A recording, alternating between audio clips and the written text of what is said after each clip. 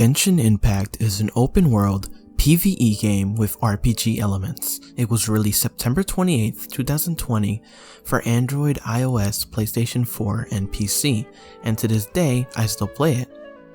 Or at least I used to. As I slowly got further and further into the game, I noticed its many flaws and issues over the course of my 6 months playing it. It turned from tolerable to inevitably affecting how I play the game. What used to be my most favorite game became a game I would rather skip. And in this video, I'm going to be explaining my points, the reasons behind them, and while I'll probably quit the game after all my time playing it. Let's get started.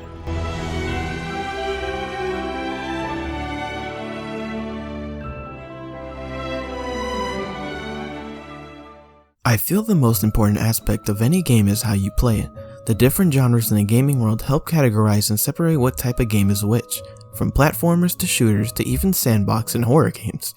There are so many types of ways to play a game, and Genshin Impact, I would say, delivers very well. The way the characters fluidly move across the screen with their own unique stances and attacks, the different types of elements across the game that helps blend the mechanics, and the many different ways you learn how to approach enemies in the game makes it incredibly fun. Overall, it becomes a great experience to enjoy throughout the whole game, so personally there's nothing wrong with this part of the game. Sure, the mechanics like the elemental reactions and system get boring after a while, and you sometimes wish the game would switch it up a bit, but at this point, I'm just nitpicking at it. I love how there are many different elemental abilities with all the characters, how they have their own advantages and disadvantages, and working your way around them is what gives the gameplay its flair. Figuring out how to defeat a group of Hilichurls, or maybe the Pyroregisvine, or the Electro-Hypostasis, or even the Oceanid, is what makes the game challenging and fun. Gameplay in this game is a sweet ride, and that spices things up every once in a while, and one of the best aspects of the game. The story in the game it's not too bad. It's not the best, but not the worst either. The beginning of it was probably the most attention-grabbing part of the whole main storyline, but that's pretty much about it. You start losing focus on the story and start focusing on the side quest, which I will talk about later. The story starts off with the introduction of two world-crossing siblings, which based on which one you pick, the other one gets taken by a mysterious god. Sounds pretty interesting so far. Then a dragon appears out of nowhere and terrorizes the nearby city of Mondstadt, which is where you're headed in the beginning of the game. This is where the game starts to slow down. Immensely. I mean, I know some people who literally start the other side quest rather than finish the story only to be held back because you are required to reach a certain adventure rank level, which requires you to complete the story anyways.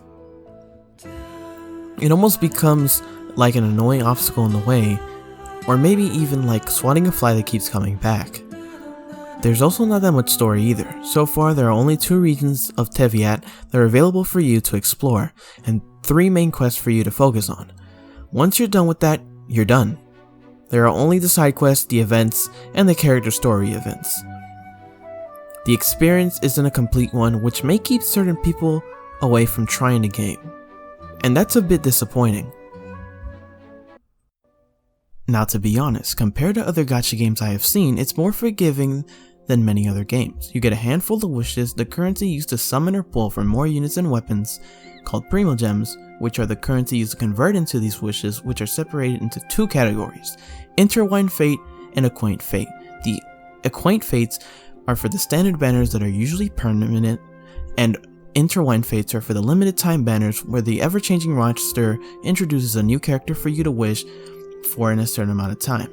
Characters and weapons are separated into 2 categories, the 4 stars and the 5 stars. 4 stars are more common to get and have decent stats, but 5 stars are the rarer things and have better stats and abilities. These 5 stars are very difficult to get and are quite the spectacle of getting in this area of the game. Although they aren't required to beat the game, they are still things most people want to go for, from the way the characters look, from the way the weapons look, and obviously from the stats of both of them. And of course, how you can use them in your party.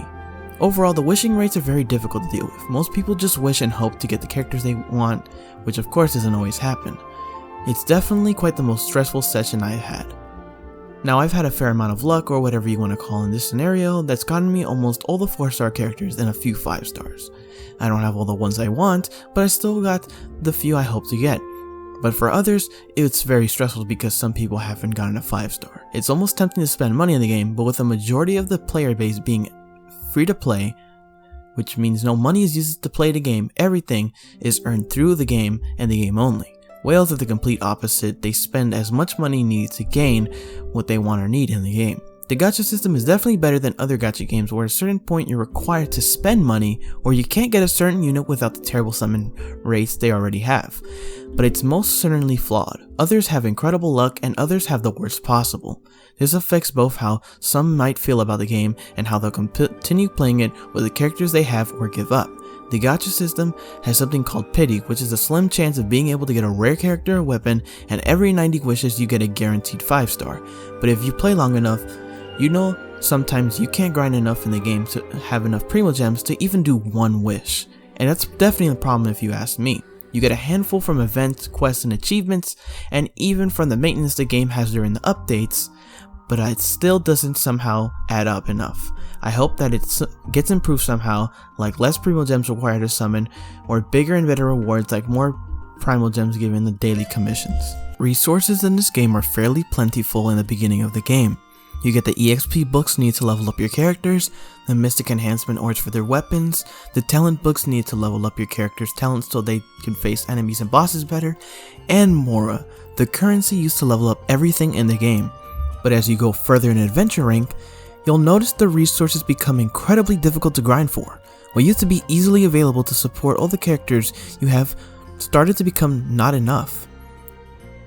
EXP books become less common, more it takes a long time to accumulate enough, and talent books, even harder than both through domains.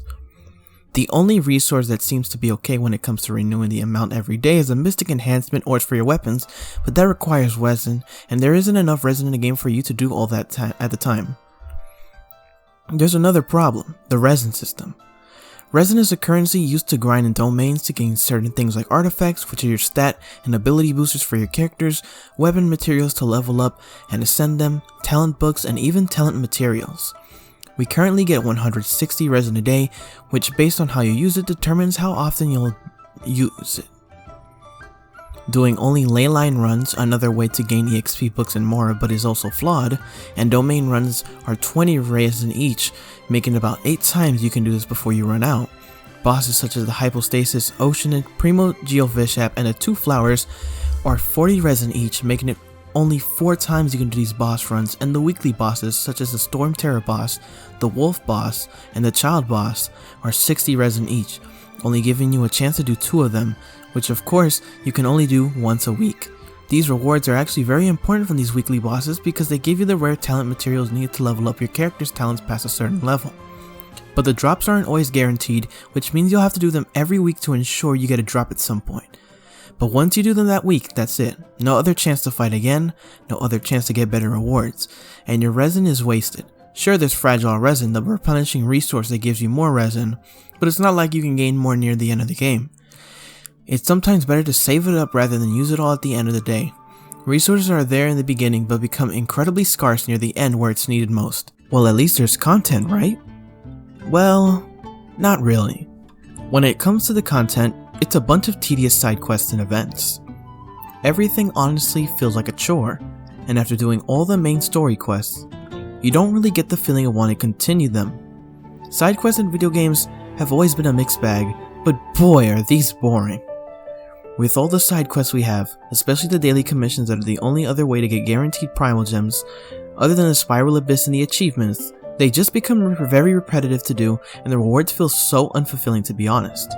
Now to be fair, the Spiral Abyss is pretty fun to play, and even though the difficulty does keep most players away from attempting it, it is the perfect way to test your team comp, strategies, and elemental reaction tactics overall. It's a great challenge with some pretty good rewards to earn, and the fact that it refreshes on the harder floors makes it more appealing to most hardcore players. I'm fairly casual when it comes to the Spiral Abyss, but I enjoy it most of the time and it helps me reflect on what I need to improve my characters. Whether it's their talents, weapons, or artifacts. Content is fairly dry and boring, but the Spiral Abyss isn't too bad of something to try. The difficulty does affect a decent amount of players, but definitely consider trying it. Genshin Impact is a great game with a ton of cons. It has a beautiful aesthetic, amazing RPG elements, and even many awesome looking playable characters to unlock. But unfortunately, it comes behind a paywall after using up all the free resources given, which isn't fair to everyone. The rates are fair, but in some cases are absolutely terrible and should definitely be fixed. The content and story is fairly quick and boring most of the time, and the side quests and events are a bit underwhelming. Overall, I see potential in the game improving, but for now I'll probably hold off on playing Genshin Impact for a really long time, or maybe never again. I hope Genshin Impact gets better soon and that more content becomes available in the future.